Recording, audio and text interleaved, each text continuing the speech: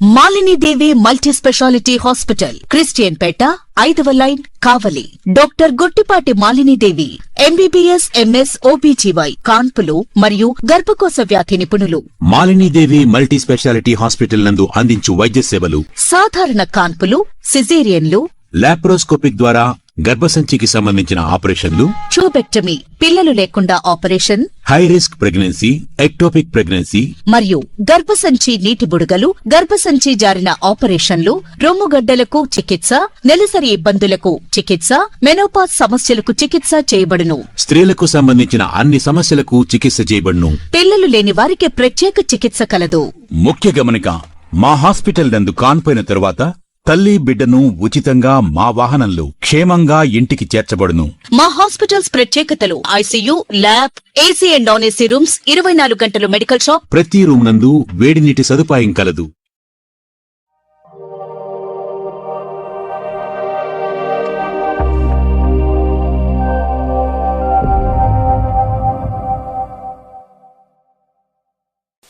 Welcome to CMD news. నా పేరు కామాక్షి. ముందుగా నేటి వార్తా విశేషాలు. నెల్లూరు జిల్లా వ్యాప్తంగా రైతుల ఆవేదన గట్టిగా వినిపిస్తోంది. వరి ధాన్యానికి గిట్టుబాటు ధర లేక రైతన్న కంటతడి పెడుతున్న పరిస్థితి నెలకొంది. ప్రభుత్వం సీఎంఆర్ కొనుగోళ్లను ప్రారంభించినట్టు ప్రకటించినప్పటికీ క్షేత్రస్థాయిలో అమలు జరగడం లేదనే విమర్శలు వెల్లువెత్తుతున్నాయి.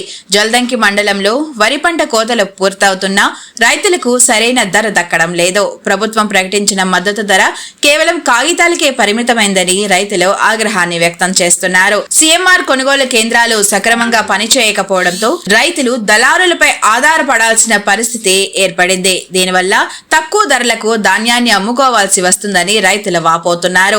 మిల్లర్లు, అధికారులు, దళారులు కుమ్మక్కై రైతులను దోచేస్తున్నారన్న ఆరోపణలు వినిపిస్తున్నాయి. తూకంలో మోసం, తేమ శాతం పేరుతో కోతలు పెట్టడం వంటి సమస్యలు కూడా రైతన్నలను ఇబ్బందులకు గురిచేస్తున్నాయి.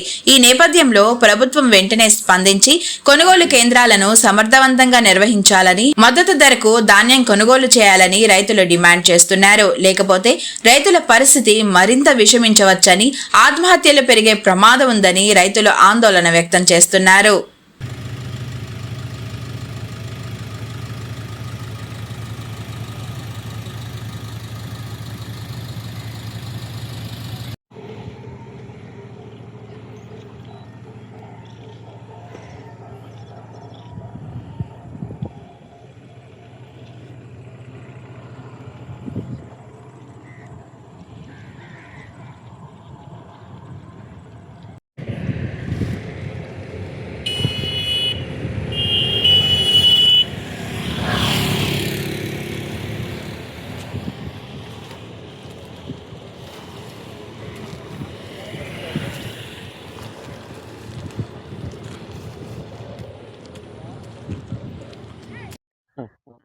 అది రోజు కోసం వాన వస్తే పడతా ఉండేది.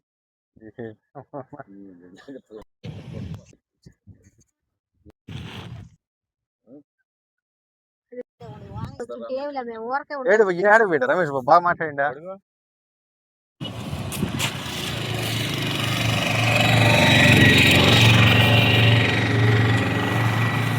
ఎంత లెక్కన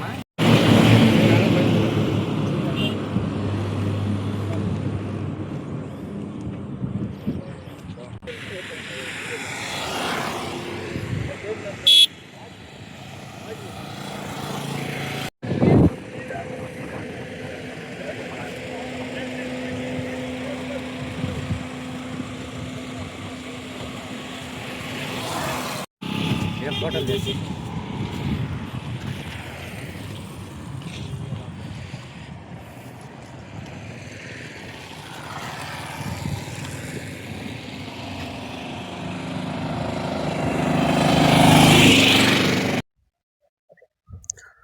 అయ్యా మీరు అందరూ వస్తుండ్రు అడిగి, మేమేమో 7 కళ్ళల్లో తిండి ఆహారం ఏమి లేక మేమేమో అల్లాడిపోతున్నాం.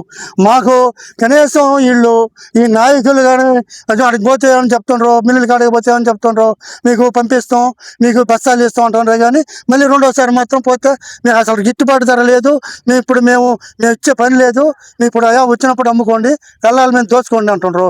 దోస్తే పైన మొబ్బులు వేస్తుండే ఏ గంటలో ఈ గురిస్తే మేము ఇంటికి పోవాలంటే ఇడిపించేసి ఇంటికి పోవాల్సిందేనయ్యా. మేము కనీసం ఈ మా పిల్లల భవిష్యత్తు కూడా ఇంటికాడ వదిలిపెట్టేసి వచ్చున్నాం. బడికి పోయే పిల్లలు కూడా అన్నం ఆహారం లేకుండా కళ్ళల్లో పడి చచ్చిపోతున్నాం అయ్యా మేము. ఈ గిట్టుబాటు ధర ఇచ్చి మేము ఏదైనా 10 రూపాయలు అమ్ముకుంటే మాకు ఏదైనా బాకీలు పడిపోతున్నాం. బాకీలు తెచ్చి నాటుకున్నా ఆ బాకీలు తీర్చేదానికి కూడా మాకు కనీసం ఈ గిట్టుబాటు ధర లేకపోయా ఈ ఏమన్నా చచ్చిపోతే మేము ఏం చేయాలి? కరెంటు వైర్లు పుట్టుకొని చచ్చిపోవటమేనా? ఇక మేము వెళ్ళబోయే పనులు నుంచి 4 చినుకలు పడ్డాయి అనుకో మేము ఏం చేయలేము. ఏం నుంచి ఇదిగో రోడ్లు ఎన్ని రోడ్లు ఉన్నాయి, రోడ్లు పట్టవే.